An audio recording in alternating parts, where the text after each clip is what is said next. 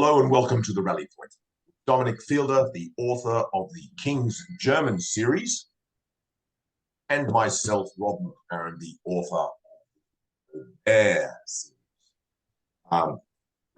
Good evening, Dominic Fielder. Good evening, Rob. How are you? I'm good morning, Rob. Sorry, how are you? My apologies. Not at all. Not at all. I'm very well. So each month at the Rally Point, we catch up with friends who enjoy the Napoleonic period. And now, everyone, we are recording the first 30 minutes of the gathering. But once the recording is over, we remain online and the conversation continues. And this month, we would like to welcome to the Rally Point, welcome Jonas. Jonas is a historical translator based in Belgium, author of a series of books in English. I'm going to hold them up here. On the letters of French soldiers in the Napoleonic period. Welcome, Jonas. Hi, Rob. Hi, Dominic. Thank you for the opportunity for this chat. Oh, evening, Jonas. Jonas, you're going to give us a lot of interesting perspective, I feel. There's a lot of things I want to talk to you about. Location, first of all. You live at almost the holy grail of battlefields, close to Waterloo. Right. And I thought perhaps you might tell us something about the battlefield itself, either whether it's something new that you've discovered through your reading, and also talk to us about the preservation of the battlefield, where you think that's headed over the next few years. Perhaps we just start with that. Well, it goes back to just like, and just for my interest in the Napoleonic period, it goes back to 2008, so which is now 15 years already. It's like, gosh, I'm getting old. And going there obviously for the reenactment, which was introduced to me by my godfather. Noticing, from going there back in the day, what it is now, especially in 2015 with the 200-year anniversary of the battle, it's been for the better. Waterloo itself, the preservation is actually quite keen. I think the community is actually very, very aware of the significance of that battle, and the campaign in general. I feel also just the region has a good sense of what happened back then. Unfortunately for Quatre Bras, in that perspective, they tore down one of the major farmhouses, which was fought over on the crossroads themselves.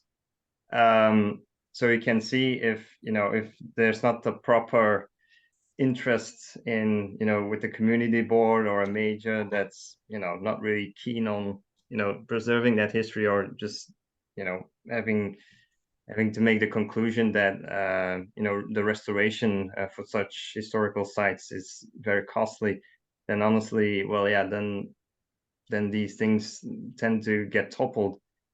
That's one unfortunate case, but for what I can say for Waterloo, that being one of the major battlefields that I've been visiting the most over the years, I must say that the preservation is really good, and especially with 2015 with the memorial that's been built there, the museum, Hougomont being well restored. I mean, those are efforts that that should be applauded. Well, yeah, I've got to say, I attended the 2015. That was incredible. There were, I think, was it 160,000 spectators over the 2 days? Correct. And it was like a Woodstock moment for me. I think it's going to be remembered forever. Just the sheer mass of people going up the Chaussée de Bruxelles is, that flood of people. I think I've never been in such a huge crowd in my life. I think I will probably never be. And just also the reenactment itself, 6,000 people in costume, 300 horses. the amount of guns, and then obviously the for us as Napoleonic Wars buffs, we appreciate the noise, and especially the smoke, but my gosh, the comments afterwards of just people who are just mildly interested or just keen on visiting, and then them complaining about there was so much smoke and there was nothing to see. Well, ladies and gentlemen, that's what happened, and this is only like maybe on a scale, it's only you have to multiply this by 100 to get a sense of what it actually was. I mean, I did think about that at the time of the. I looked at the Allied artillery park, right, and was thinking, this is what a 20th, a 30th of what the Allies have got there, right. And yet, when that opening salvo from both sides was ear splitting, and as you said, right. The thing about the amount of smoke that's being thrown out. I know it's different, obviously, with Right. modern weapons or modern ballistics, but Right. it was the gunners after the second round couldn't see anything. Their view of the battlefield was absolutely, it was just reload, that's it, carry on going, reload, fire, that's it. Right. I have a good friend of mine, also a Belgian. He reenacts in an artillery regiment. I think it's the second, like for the French. And just last year there was also a reenactment closer to the Mont Saint Jean farmhouse. And that day it was an incredibly hot day. And him stating that him having all the safety procedures and anything, they were really close of actually setting the the grass around them on fire. And we're just talking about the differences, like you said, in the ammunition that's being used to reproduce some of the smoke. I mean, if that can already set that portion on fire, I mean, it just gives you a sense of what it must have actually been. And then me going through memoirs of all these soldiers, and especially for artillerymen, I mean, those pretty much any of these people were men of steel, really. But my goodness, it must have been quite a terrifying experience constantly. And I think one of the things I came away with from that battle was at the end of the Saturday, the first French attack, there were British lines firing essentially what was sort of platoon fire, and I'd never seen anything like that. You're just seeing what was a battalion size effort firing was incredible. Now, look, it's interesting you're saying about the French letters. So I think not French letters in that respect, but for the French communications, you are looking at perspectives from obviously different armies. I wanted to go and talk about some of the new book that you brought out, through Fire, Frost, and Failure. Talking about the Italians, I've got a soft spot for the Italian Fourth Corps. What have you found out about the Fourth Corps in Russia? Tell me some of the things that you read there that really amazed you. Well, just in general, I think what's always interesting with me mostly focusing on French perspectives, right?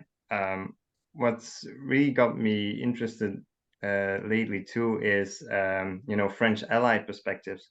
I've always had a soft spot for the Polish forces, but for me this time mostly why I choose César de Logier's memoirs to translate was that it got featured before in Paul Britton Austin's, like I have the books here with me, Paul Britton Austin's trilogy on 1812, and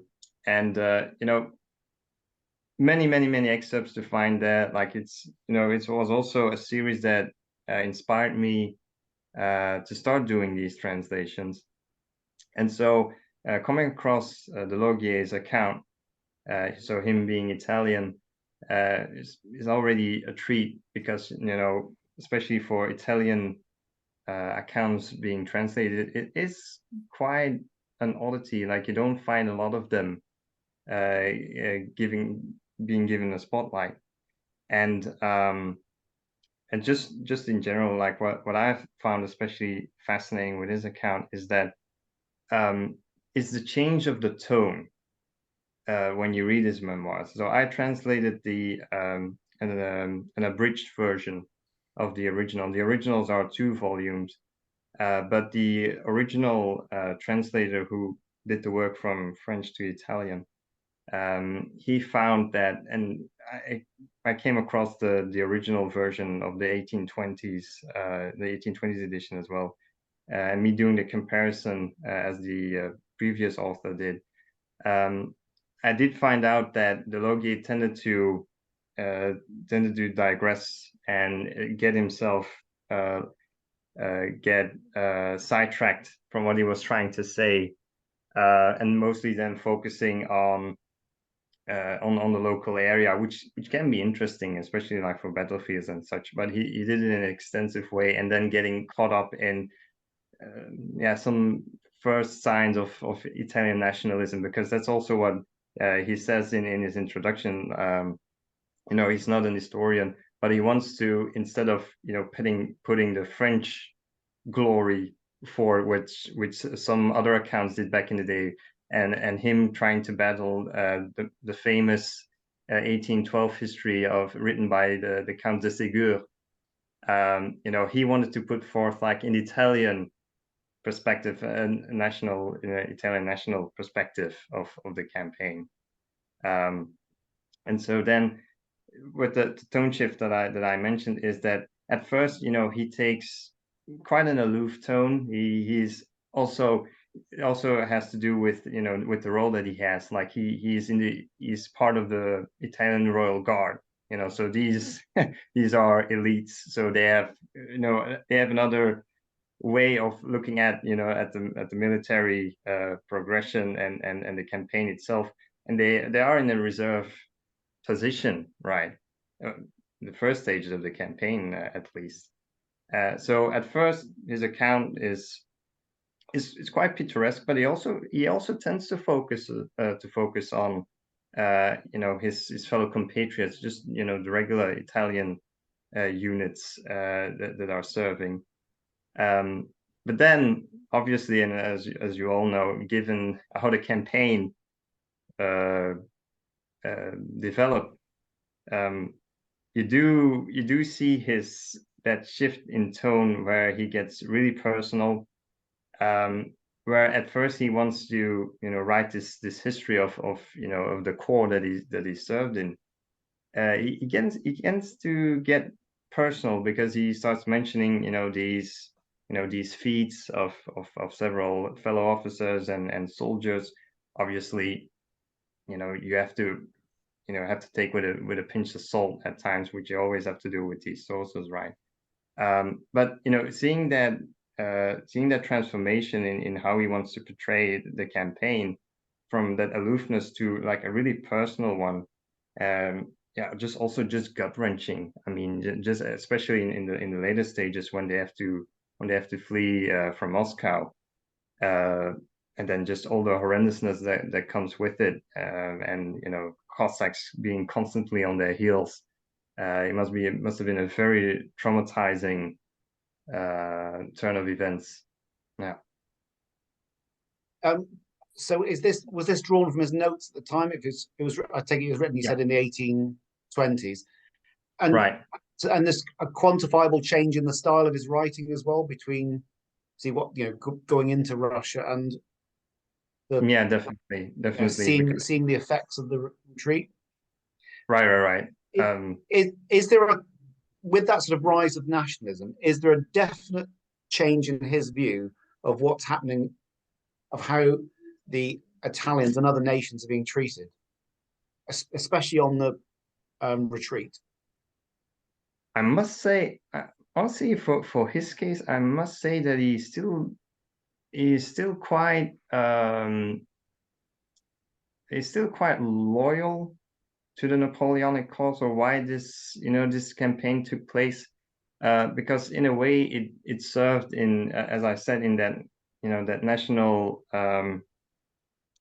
build up that is being that was already ongoing for quite a long time already, since the French Revolutionary period, that Italians had put a huge contribution to Napoleon's campaigns throughout those years, and especially then afterwards. Given his career, for instance, he actually became a general and played quite an important part in the Italian Wars of Unification. So yeah, I do. In his case, he actually stays. He was quite aware that he played a part in this huge epoch. However, not losing sight of the tragedy that happened. So it does have a sense of romanticism linked to it, even though there are many passages throughout his memoirs that he really goes to the worm's eye view of things, and there it was a hellish yeah, many hellish events going on at that point. The actual retreat itself, and it may Right. be that I bring up a misconception, but were the Imperial Guard sort of getting first call, feed and supplies and things, and did everybody else getting to a second dibs, or had things broken down beyond that? Is that what you're getting from his observations? Yeah, honestly, yeah, I think yeah, honestly, yeah, for many of the units, yeah, it is quite a misconception actually that them being sort of this reserve unit, and also just for the French Imperial Guards themselves, none of them actually were saved from not getting get proper horses for the retreat, especially the horseshoeing, because the wagons couldn't come up with with the forge works. You just get the sense that they are really struggling to get supplies together, but it's also just part of the grander Napoleonic way of trying to look for supplies. So you're living off the land, but you really get real soon, him, but also just many others, many other accounts that I've read throughout the years. You really get real quickly get a sense that the supply system is just lacking. Just mostly just because of the vastness of this campaign. Compared to this comparison that I always think about is that where you have Austerlitz, for instance, right? Where you have like and then always numbers always you can always argue about, where you go to for the French side to about 70 or 80,000 or maybe even more men. That army that Napoleon had at that time, that was Davout's core in Russia, right? I mean, so just multiplying those numbers, and then not that Napoleon didn't have proper preparations, but just having that sense of the vastness of the terrain that they had to cross, and just the Russians really, thanks to the brilliant work that Barclay de Tolly has done as a chief of staff, and Full and Sir Alexander as well. He's always been a bit sidelined in this, but he was really involved in the preparations of the campaign, and obviously they had a lot of espionage going on, especially someone even getting valuable information from the war ministry. I mean, that just gives you a sense that the Russians were really prepared to get the French and their allies really searching for what they need, and in most cases they couldn't get it. But honestly, just the scale where they had to operate just to get these supplies, in well supplied areas of Central Europe and Italy. The French could go around doing their things by Russia, or even like as a prelude already in 1807 and the end of 1806. In those campaigns, the French were already suffering heavily from the mud, from the lack of proper just having to deal with dirt tracks. It just bogs down logistics in such a manner, and I think it just can serve as a good example how important logistics are, and it's also a field of research that still needs some attention. Great people like Alexander Mikaberidze and John Gill are working on it, as I heard a couple of months ago. So that's really fascinating to see how those developments will come about and where we can learn from them. Right. So for I feel like for the last the second half of the 15 years that I've been really interested into this period, and most specifically always like First Empire. In that second half, I've really found my home in getting the recollections and the letters of just your poor conscript being forced into service in many occasions, up to keen proper officers sharing what they witnessed through huge swathes of periods and campaigns. That really stuck to me, mostly because it's also just so fascinating that especially for the Napoleonic period, there's just an explosion of the amount of material that you can find, especially in French. But what I've noticed is that especially in the English-speaking world, but it's changing, and there are many people contributing similar things what I've been doing. You did get noticed that many accounts are were just being reused, and when it comes to accounts, you have the famous ones like Cognier, Bourgogne, Détaché, just Marbeau. I mean, these are your household names. Just for the British, you have like Private Wheeler and just so many others.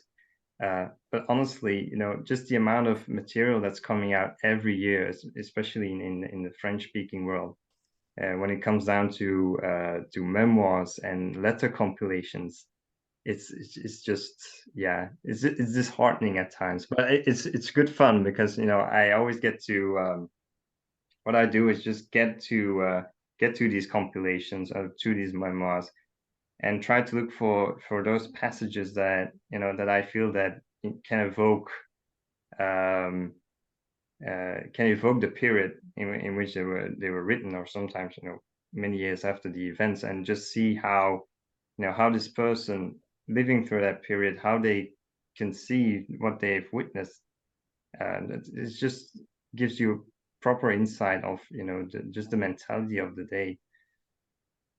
On many just on many fronts as well, because obviously you have, like I said before, at first, especially when you have the officers, they have that sense of them having been part of this bigger movement, or just having to serve under Napoleon. You have that regard, but then it's very contrasting when you put next to them, you put the conscripts, right? And in many cases there, it's a completely different story. Like I said, most of them they are forced to serve. They try to evade, or when they eventually are sent off to these often murderous campaigns, especially for in the second book that I've written on the Peninsular War. The contrast couldn't be any more bleak, right? I mean, it's just them trying to survive. They're part of this huge machine that's called the Grande Armée, or for Spain you have all these different armies pretty much working independently, and just them having tried to cope what's going on and then riding back home. You know, it reminds me actually of a comment that I had through Amazon, that you know, my second book, Devils, Daggers, and Death, you know, it didn't really include a lot of battles, right? It was just, you know, and it was one of the comments that the bloke said, like, well, it's just mostly these guys complaining about money and clothing, and well, ladies and gentlemen, that's what these people actually needed, you know, in their lives at the time, you know. And you know, it's also just different mindsets, you know. Most of these people, you know, they you know, they're from, you know, the peasantry, you know, their vocabulary, if they already can write, which is, you know, it's already fascinating, you know, you know, literacy was going up, you know, in some degree, right? But you know, you can be expecting from these, you know, from these people to write like very romanticized, very literally praiseworthy recollections, right? They're just, you know, asking, you know, how family is doing, informing people who live beside them that, you know, either their son passed away or a cousin passed away, or this person is in hospital. You know, they had word of, you know, this battle going on. They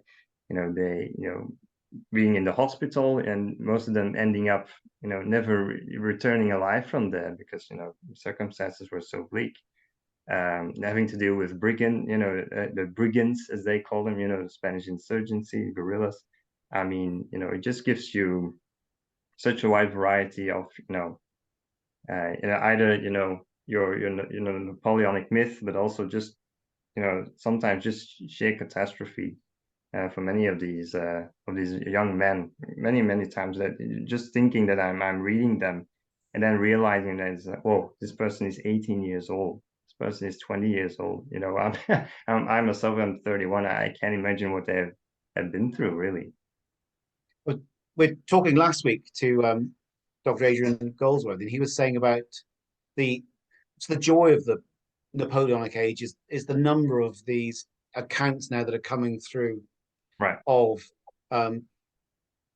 you know, ordinary people, the lower ranks, whereas right. we've had an age of the history of great men, and Right. we're starting to see these accounts being treated with as much worth of the accounts of the ranks, and obviously coming from different ages.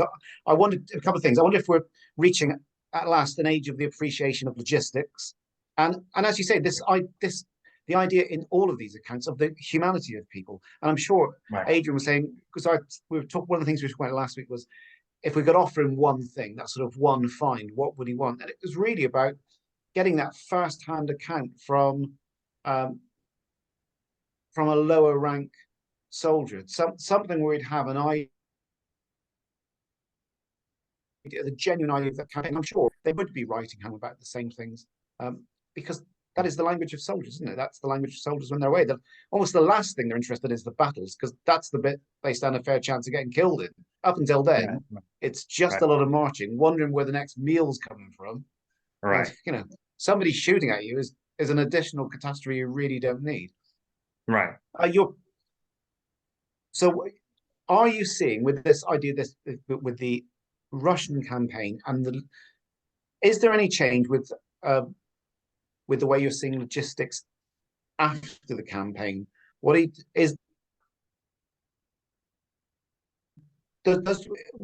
you look at other books with the Italians in 1813, or is there more material to come with the Italians? Oh, especially, yeah, just in general, actually, I feel that, you know, for just your main, you know, French perspectives, that there are many available, and obviously they can be translated.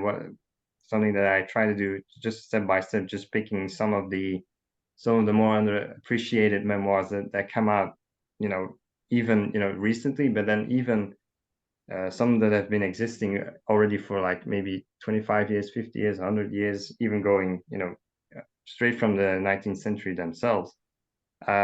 I do feel that, you know, French Allied perspectives, they still are in use of a bit more appreciation, actually. Jonathan North, for instance, did a great job for the Polish perspective. The Waterloo archive, of Gareth Glover. We also had some focus on Germans, Nassau, Dutch Belgians even, which is also something that I would love to invest to more, because I myself being Belgian.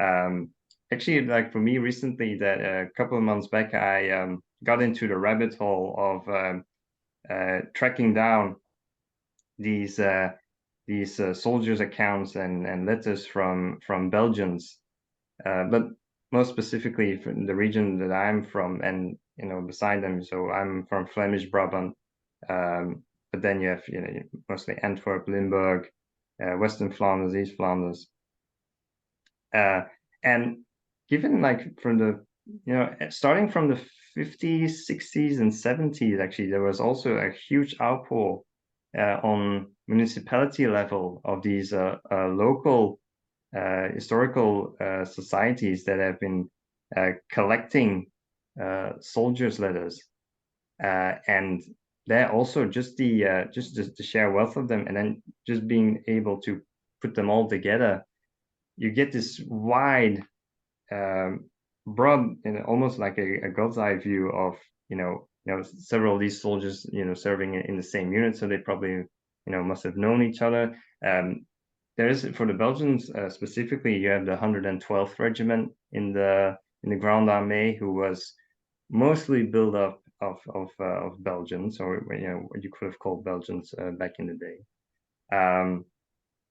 And then just trying to, sometimes here and there you can find these links being made of men knowing each other, and just coming across them in these accounts is really fascinating. But then also how that translates to logistics. I must be honest that also for those compilations, you do have that sense that for the comment that I got, that it just mostly boils down to, especially when it comes to Peninsular War accounts, which is actually fascinating. A lot of Flemish men actually having served during the Peninsular War. It just comes down most again just coming around today. Just how are they going to survive the next couple of weeks, and then informing family how things are going on the front, our harvest is even going, then making comparisons of food, of how to prepare it, illness, having to go to hospitals. It is rather on the a bit on the superficial level, what you can get from these accounts. But that's why it's so great to have such a wide variety of them, and then you can put them together and make like some bigger conclusions that do fit into the the bigger narrative that logistics was something so important to take account of. Changing on that regard. Oh, and one other thing, just on a take it back to one thing. Every soldier loves a trophy.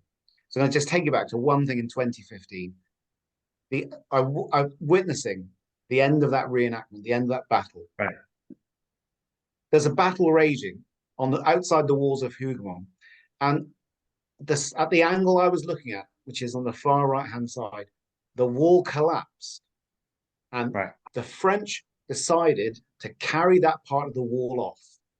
Now, whatever script they were going to at that point went out of the window, because out poured the redcoats, and an absolute tug of war ensued on this bit of card, and I think blood was shed over that. I'd like to know. There's a story there that happened in that little 5 minutes of this bit of terrain being fought over. Change. There it was. There was absolute history was there in the making. The French clearly wanted it for a trophy. The British weren't letting any of it go, and it was a wonderful moment to say, as much as this is play, we aren't playing at this at all. This is deadly serious. It's deadly serious. Yeah, exactly. It's about logistics and it's about prizes. Jonas, you've got a new website coming. I've got it ready to share. Is it okay if I share your website? Would you like to make some comments? Yeah.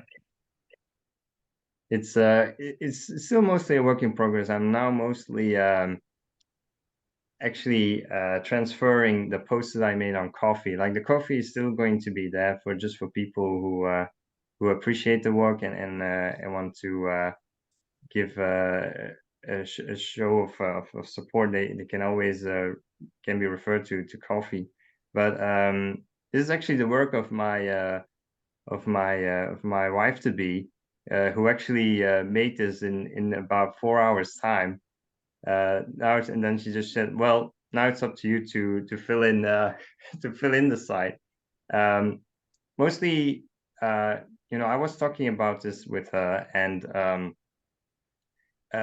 it just came across my mind that for at this point I'm close to about 200 posts that I made, just letters, excerpts of memoirs, recollections, reports, all the like.